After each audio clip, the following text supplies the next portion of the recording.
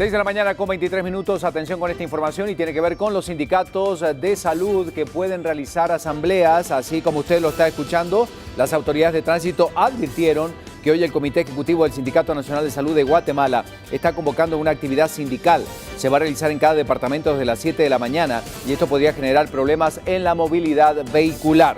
Estos sindicatos van a realizar su asamblea como parte de su pacto colectivo. Reiteramos, sindicatos de salud van a realizar asambleas. Información que compartimos con ustedes a esta hora. 6 de la mañana con 23 minutos. Tenemos que continuar con más información en las noticias nacionales. Comenzamos.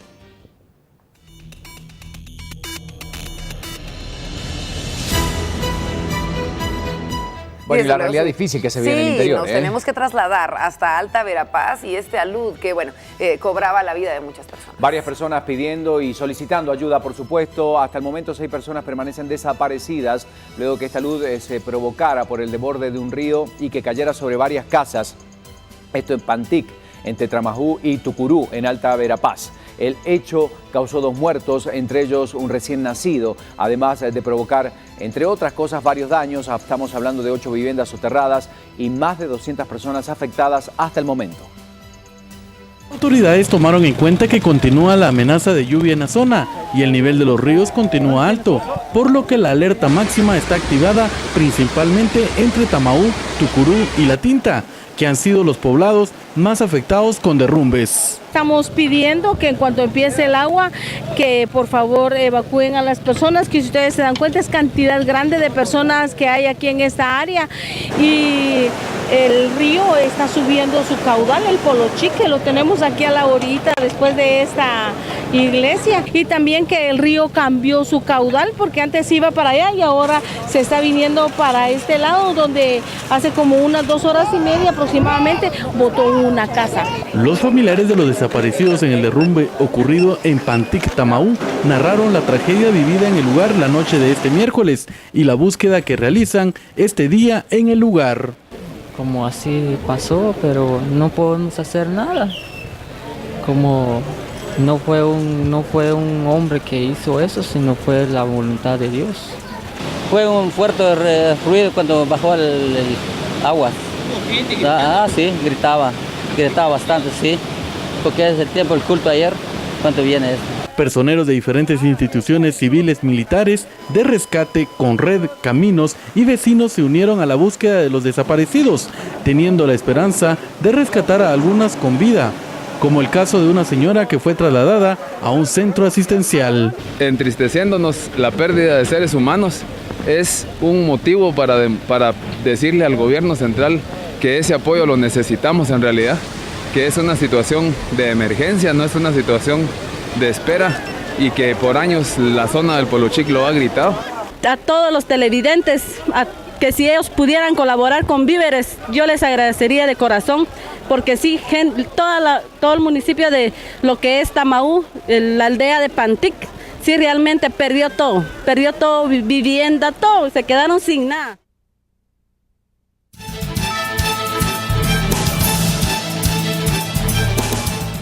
Y quiero saludar esta mañana a David de León, como siempre. David, gracias por recibir tan temprano la llamada de Viva la Noticia. Es que tenemos que actualizar sobre lo que está pasando, preocupados, por supuesto, por la realidad que se ve en el interior del país y cuál es el pronóstico y las recomendaciones que da Conred. Buen día.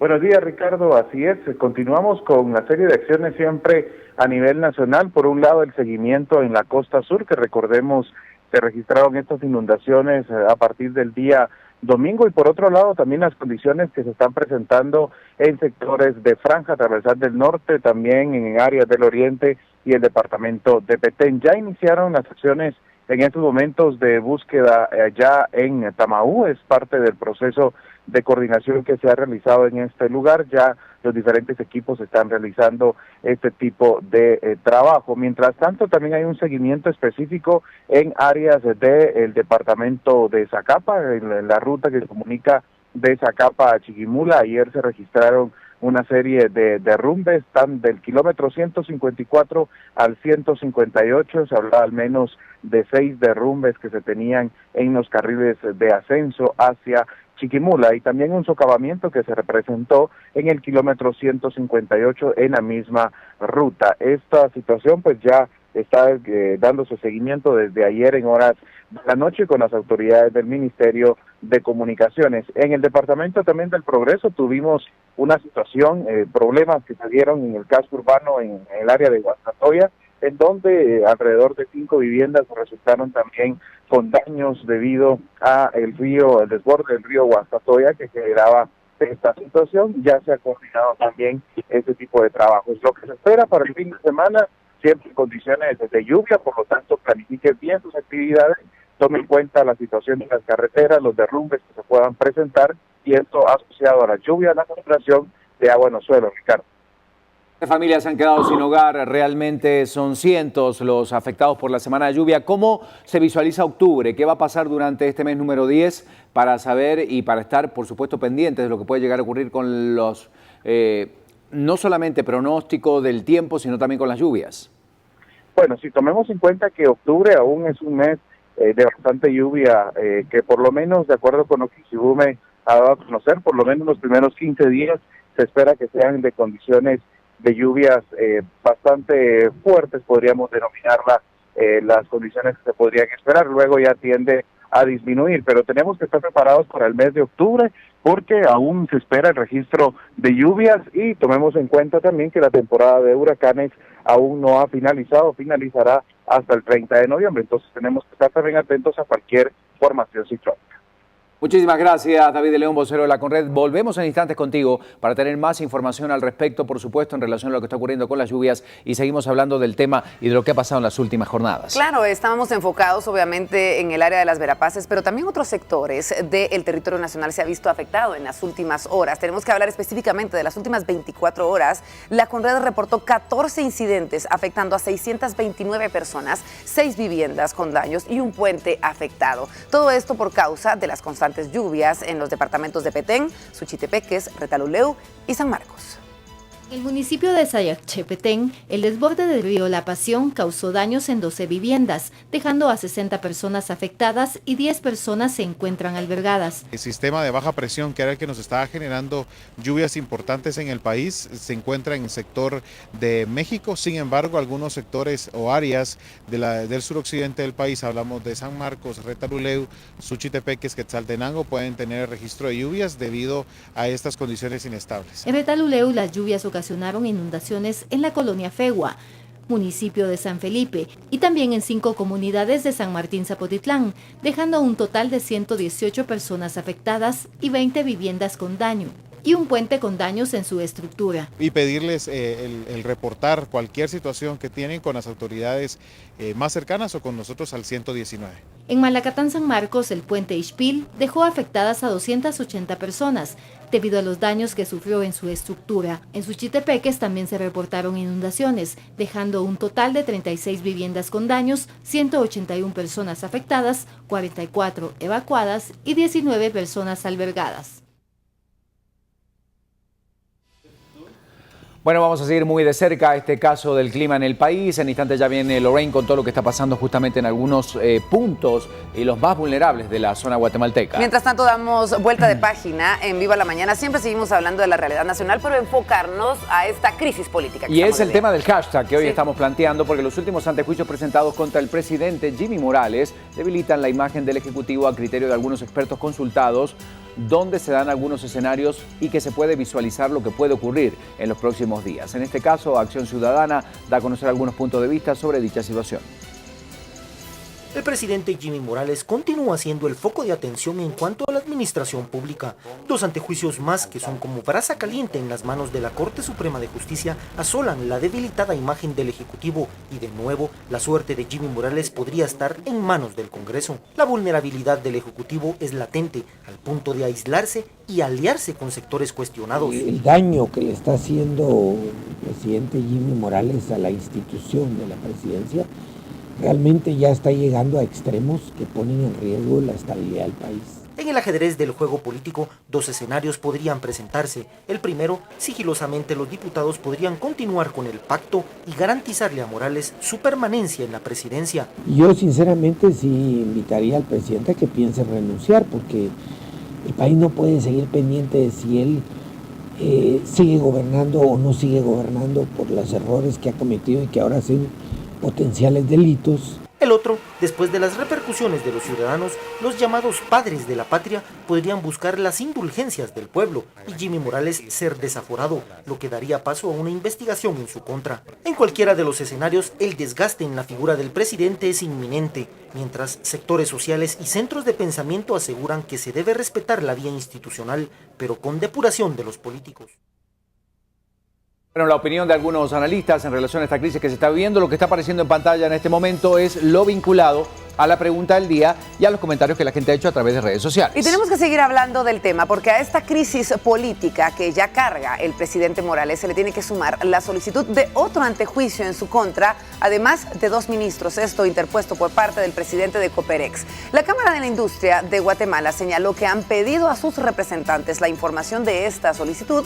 Por su parte, en horas de la noche, la Corte de Constitucionalidad dejó sin efecto la decisión del presidente Morales de despojar los terrenos del Parque de la Industria para poder considerarlos y cederlos a un ministerio. Estamos hablando específicamente del Ministerio de Economía. Con este se suman ya entonces 8 las solicitudes de antejuicio en los últimos 6 meses.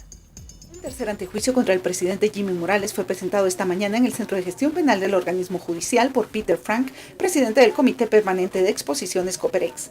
También solicitan antejuicio contra Víctor Manuel Asturias, ministro de Economía, y Julio Estrada, ministro de Finanzas. De acuerdo a una carta en donde explica la causa de dicha solicitud, señala que considera que existen varios delitos al adscribir la propiedad en donde funciona el Parque de la Industria al Ministerio de Economía por un plazo de 3 años, según el Acuerdo Gubernativo 179-2017, publicado el 17 de agosto de este año en el Diario Oficial, y consideran que no puede caer en omisión de denuncia. En dicho acuerdo se adscribe una fracción del terreno de 116.148.75 metros cuadrados de dicha finca.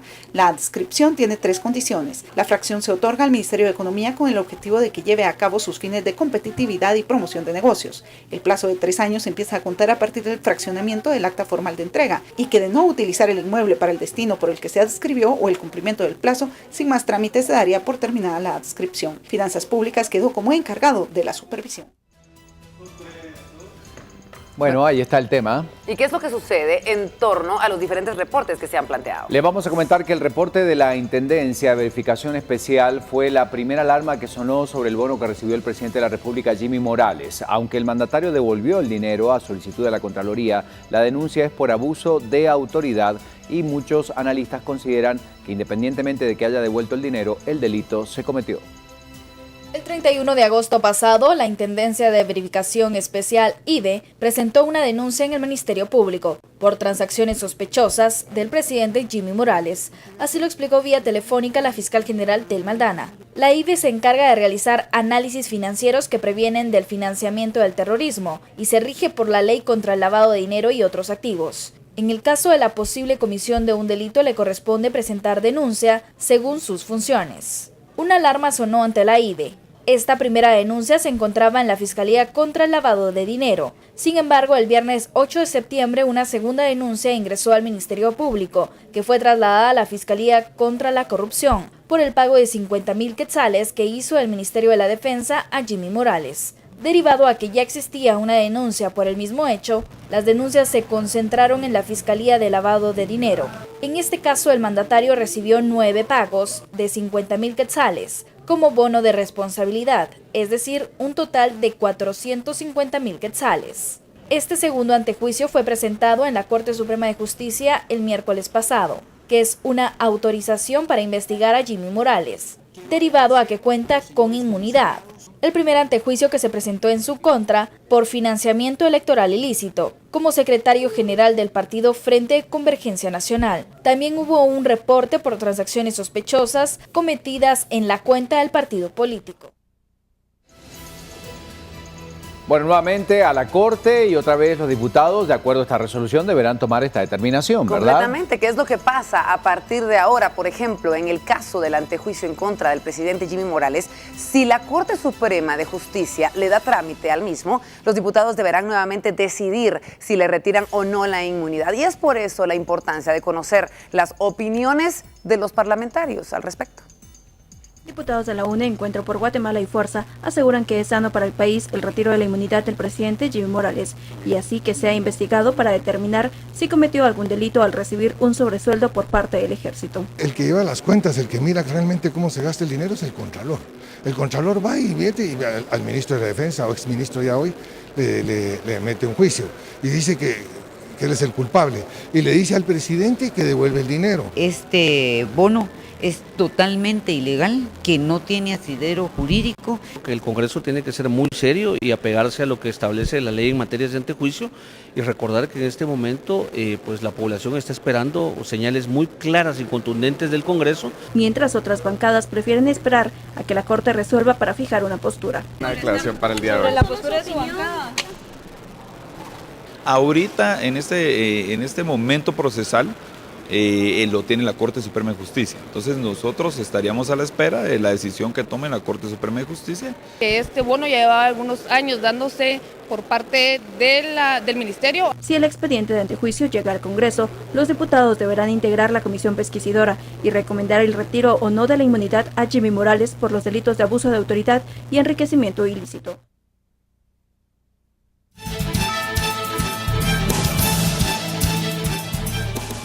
Y saludamos esta mañana a Omar Barrios del Centro de Estudios de Derecho. Omar, bienvenido a Viva la Noticia. Bueno, ¿cómo se visualiza en relación, si hacemos estudios comparativos, por supuesto, de lo que ocurrió en la última solicitud de antejuicio analizada por la Corte Suprema de Justicia y la posterior derivación al Congreso de la República, a esta nueva solicitud que está analizando la Corte? Buen día, te escuchamos. Buenos días. El presidente sigue sumando actuaciones y diligencias de antejuicio en su contra, y pues vamos a tratar de analizar rápidamente las presentes. Solo quisiera que tuvieras presente algunos aspectos.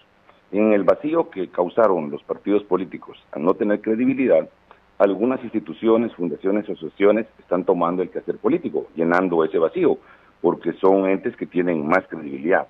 También tienes que tomar en cuenta para el análisis de este antejuicio los bandos que están claramente identificados, la gente que está aferrada al poder, y quieren con toda ilegalidad mantenerse en el mismo, aunque ya no tengan ningún reconocimiento social.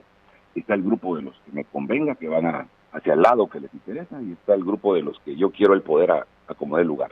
En ese relajo debes tomar en cuenta cuáles son los aspectos que se analizan en un antejuicio, y esta es la parte más importante.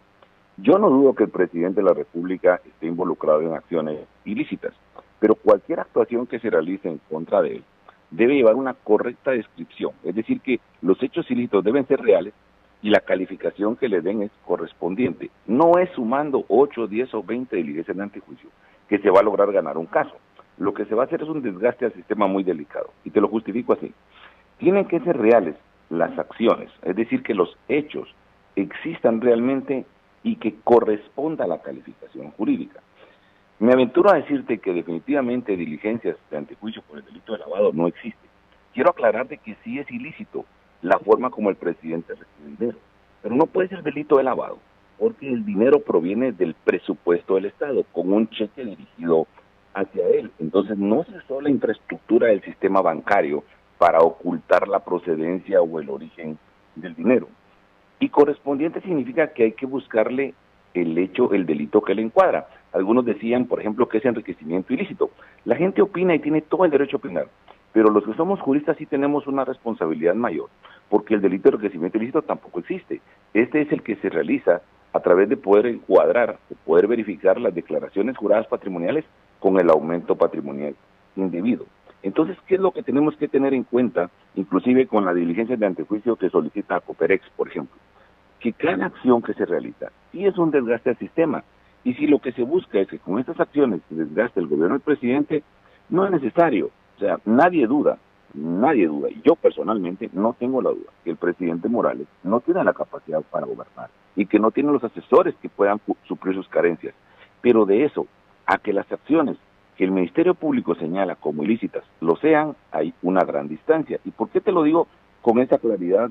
Y te lo explico de la mejor forma posible, porque no podemos permitir que el Ministerio Público se equivoque en diligencias de antejuicio tras diligencia de antejuicio, porque entonces se le restaría credibilidad a una institución tan importante que está jugando un papel vital en la lucha contra la corrupción e impunidad, y de beneficio le das al presidente Morales aliados de dudosa honorabilidad, como el líder del magisterio, o en su caso grupos que quieren beneficios injustificados, como los ganaderos, pero al final para eso son refuerzos políticos. Entonces, en esa visión política, usar el derecho de forma indebida es un gran riesgo. Y por supuesto, tú sabes que a mí nunca me ha gustado justificar mis opiniones, y muchas personas rápido señalan, sí está defendiendo al presidente. No me interesa justificar mis opiniones. Lo que sí te puedo dar como elemento vital, y que es mi máxima preocupación, es que no podemos combatir la corrupción utilizando impunidad. El derecho y la ley deben servir de forma correcta. El poder punitivo que ostentan algunos funcionarios lo deben usar debidamente contra el presidente, porque si al presidente le realizan acciones que no corresponden y son ilícitas, imagínate qué les puede pasar a nosotros que somos los ciudadanos de la calle. Entonces, en conclusión, pueden haber muchas diligencias de antejuicio, pero cada diligencia de antejuicio fallida, que al Congreso no le cierre la oportunidad de decir no, es ganancia para un gobierno y es pérdida de credibilidad para la institucionalidad. Y aquí hay otro papel importante, una recomendación para la CICIG. Creo que si realmente quieren que hayan diligencias de antejuicio a favor del presidente, CICIG debería dejar al Ministerio Público la titularidad de esta acción, porque así el Congreso no tiene la justificación de decir que son acciones políticas del comisionado. La CICIG, después de que le revoque la diligencia de antejuicio, puede incorporarse, es un elemento necesario en el combate a la corrupción, pero ya aprendieron de su fallida situación con el delito anterior de financiamiento ilícito, que todavía está vigente, que todavía hay una posibilidad ahí, incorporando nuevos elementos.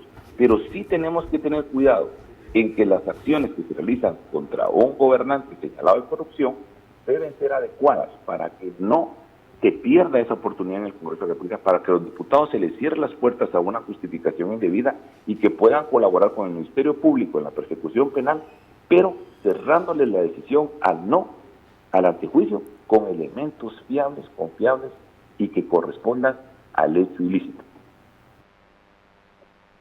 Omar Barrios, del director del Centro de Estudios de Derecho Sede, hablando de este tema del antejuicio. Recuerde que usted también lo puede hacer. Gracias, Omar, por esta llamada. Puede hacerlo a través de nuestras redes sociales. Antes de la primera pausa, un tema complicado, por supuesto, que se produce en un vuelo porque una pasajera empieza a objetar que viajara una mascota. Estas mascotas que viajan como apoyo emocional, mascotas terapéuticas. Ella dice que tenía una alergia mortal a los animales, entonces exige que se baje la mascota que estaba autorizada a este vuelo, que era entre Baltimore y Los Ángeles. Como se niega, ella dice, yo no voy a volar con una mascota, ahí viene el forcejeo. Bueno, ¿y qué es lo que pasa? Se acercan obviamente los miembros de la tripulación y le dicen, necesitamos un certificado médico que avale el hecho de que usted está diciendo que tiene una alergia mortal a las mascotas. Cuando ella no presenta el certificado, le dicen que tiene que salir entonces del avión, que ellos no se pueden arriesgar a que pueda haber algún problema, pero ella debía llevar ese certificado. Ese certificado, claro. Y ahí estamos viendo el momento del forcejeo. Entonces, muchos aseguran que era una pasajera que venía con la mala intención de no querer soportar la presencia de una mascota en el mismo avión. Sin duda. Y ahí en ese momento es cuando deciden sacarla del avión. Ella dice que están haciendo, pero obviamente la aerolínea no podía arriesgarse si ella aseguraba que tenía una alergia mortal a las mascotas. Eso era lo que procedía. A que le ocurriera una tragedia durante el vuelo, ¿verdad? Completamente, ya que la mascotita sí iba con los papeles necesarios y ella no, la que tenía que bajarse del vuelo era ella. Se lo solicitaron varias veces de diferentes maneras. Cuando no hacía caso, ella decía que aparentemente estaban operando a su papá, que tenía que llegar a verlo al lugar. Bueno, ahí empezó con la excusa porque como que se empezó a arrepentir de haber dicho que tenía una alergia mortal. Pero bueno, es parte de lo que pasa, o va con sus papeles en orden. Qué momento difícil, imagínense en un avión, en la atención para los que les da un poco de miedo volar. Ya de por sí es tenso para muchas personas. Situación complicada realmente. Bueno, sacada a la fuerza en una aerolínea, esto ocurría en Estados Unidos. Damos una vuelta de página, ¿por qué? Porque nos vamos ahora a las calles nuevamente con esta situación que se está viviendo en una zona bastante transitada en la ciudad. Buen día, Julio, adelante. ¿Cuál es su nombre? Eddie Muñoz. Ok, compañeros, muy buenos días, ¿cómo se encuentran? Y sí, efectivamente nosotros continuamos dándole cobertura a las distintas situaciones del tránsito vehicular a esta hora de la mañana. Y pues bueno, una de las personas que está también aquí a cargo del trabajo de poder levantar este obstáculo que fue un tráiler que deja botada un cabezal a alrededor de horas de la madrugada en el sector de Ciudad San Cristóbal, a la altura de la Quinta Calle, para que ustedes estén informados. Pues bueno, saber un poco qué fue lo que sucedió. Compañero, muy buenos días, ¿cómo se encuentra? Bien, gracias, muy amable. Cuénteme un poquito la situación que se dio aquí más o menos a la 1:30, 2 de la mañana, ¿no? Sí, el piloto iba a dejar esta carga a una fábrica cercana y pues yo creo que no sé qué le pasaría y el terreno está como algo inclinado, entonces se le volteó la carga y se cayó.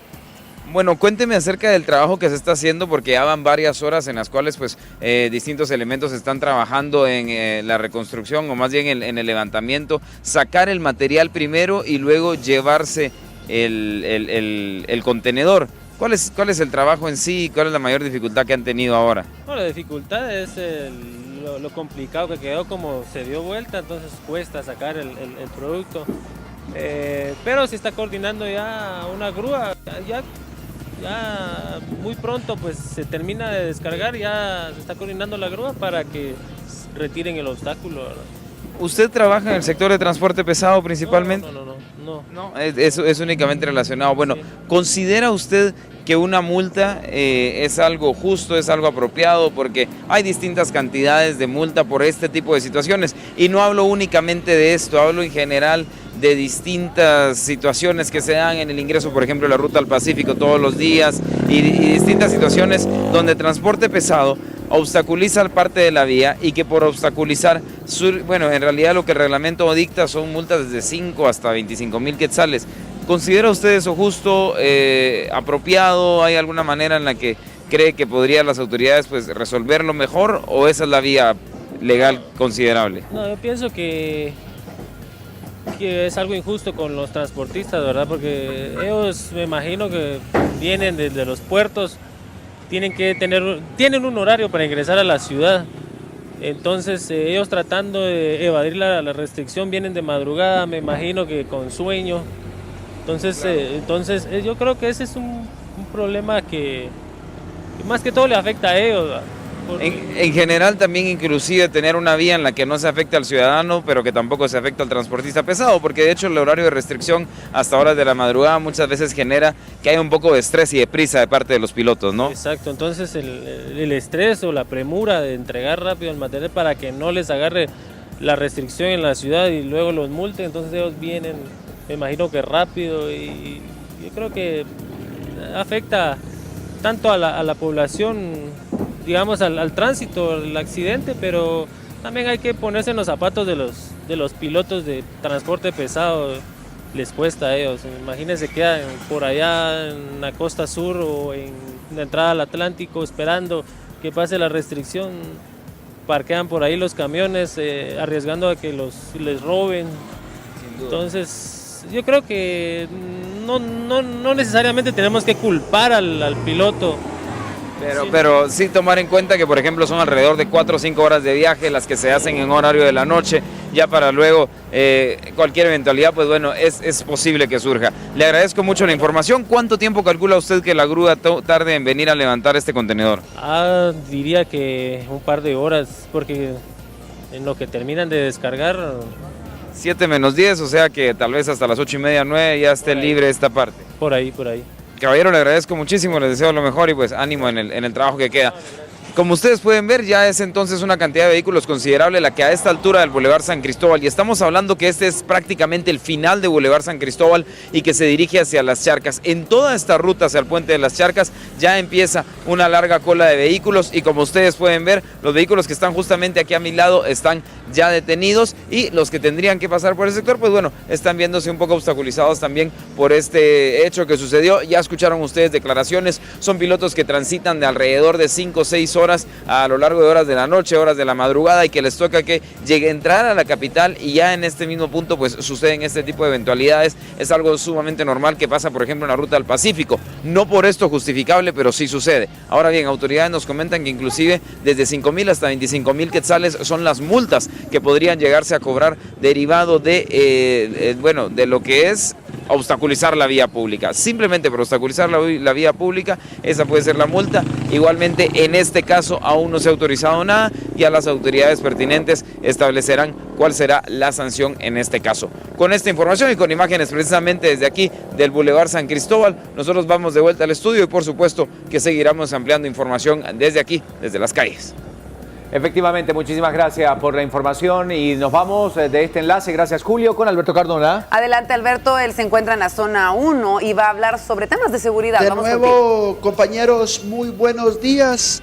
Ubicados acá en el centro histórico, específicamente 15 Avenida A, acá en la zona 1, nos hemos trasladado hacia este punto de la zona 1 porque pues recibimos varios mensajes de texto de algunas personas que se han visto afectadas durante las últimas 3 semanas, personas que han sido asaltadas por delincuentes que operan en este sector. Para que ustedes tengan una idea, ¿qué es lo que sucede en esta área?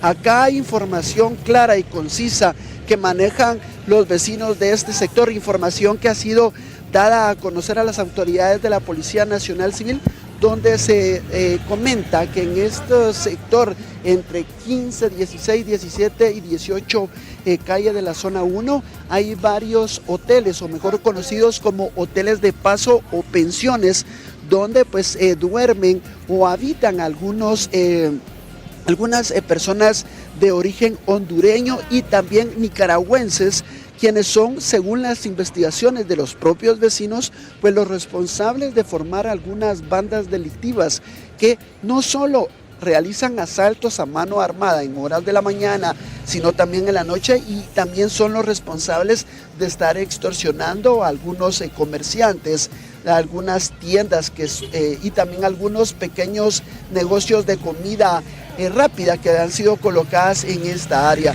Los vecinos pues han comentado que ya son varias las denuncias que ellos dan a las fuerzas de seguridad, a la Policía Nacional Civil, pero lamentablemente la policía no actúa en este sector, un sector muy transitable para muchos guatemaltecos que se dirigen a sus trabajos. Vamos a ver si podemos tener algún tipo de entrevista. Caballero, muy buenos días.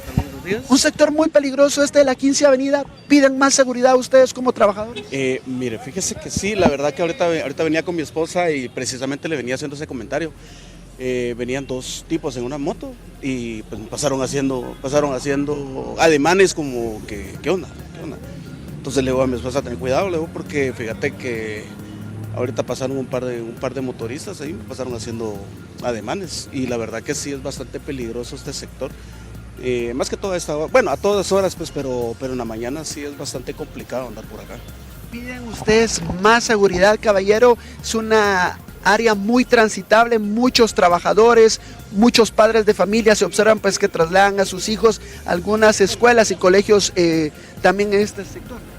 Sí, mire, fíjese que tal vez no es tanto en este sector, porque realmente toda la ciudad capital pues está complicada la situación en cuanto a la situación de la seguridad, pero sí hay sectores muy puntuales como este que sí es bastante complicado, más que todo porque si usted se podrá dar cuenta, pues hay bastante afluencia de carros y las motos pues no digamos, ¿verdad? Entonces uno está a expensas de que le pueda suceder algo a uno en el camino, ¿verdad? En este sector también algo que marca mucho es que hay muchos hoteles de paso. Se ha informado que hay algunos grupos de hondureños, nicaragüenses que también cometen hechos delictivos en este sector, caballero. Mire, para serle honesto, yo la semana pasada sí me di cuenta que venían como 3 o 4 personajes de raza morena, pero no les vi mayor características que fueran delincuentes. Que lo sean, no puedo dar yo un testigo, decir, miren, sí son delincuentes, pero no, la verdad no sabría decirle. Pero sí es muy frecuente oír testimonios de que hay muchos asaltos por acá, de motoladrones, carros, inclusive personas a pie, ¿verdad? O sea, sí es bastante común que en la zona 1, en varios sectores de la zona 1 se presenten este tipo de personas, ¿verdad? ¿Cuál es su nombre, caballero? Alexander Garay. Gracias, don Alexander, muy buen día y gracias, que Dios lo acompañe. Bueno, don Alexander, gracias. Bueno, esta es parte de la información que hemos podido recabar en este sector. Como les indico, es una área con mucha afluencia de personas. Acá ustedes observan pues a muchos trabajadores que se trasladan en algunos autobuses para luego caminar tanto a la 18 calle y también 15 calle, pero este punto se ha convertido muy peligroso. En lo que hemos estado en este sector no hemos podido observar ninguna autopatrulla de la Policía Nacional Civil, pese al llamado que hacen día a día los vecinos de este sector para que las autoridades de la Policía Nacional Civil brindan la seguridad necesaria, la seguridad que diariamente exigen los guatemaltecos para no ser víctimas de asaltos a mano armada. Imágenes de mi compañero en cámara Salvador López, soy Alberto Cardona y con esta información desde la 15 Avenida de la Zona 1, yo regreso con ustedes a los estudios centrales de Viva la Noticia. Muchas gracias, Alberto, por esta información. Estaremos pendientes entonces de lo que suceda. Y hay noticias de última hora. A continuación.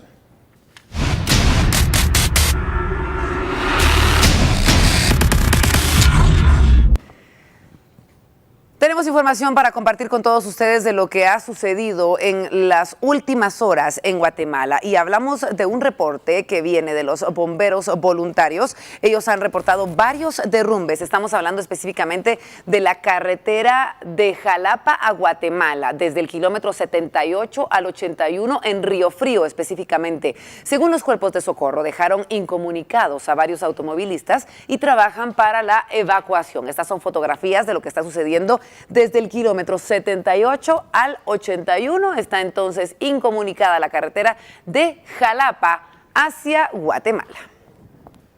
Momento de la pausa, ya viene el recorrido por los departamentos y también los deportes. Hay noticias para compartir con ustedes. Quédese.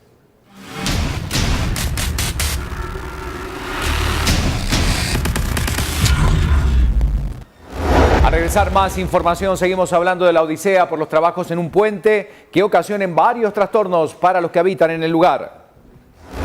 Además, cuando regresemos hablamos del mundo. Las autoridades mexicanas descartaron que aún quedan personas con vida en los escombros de un edificio.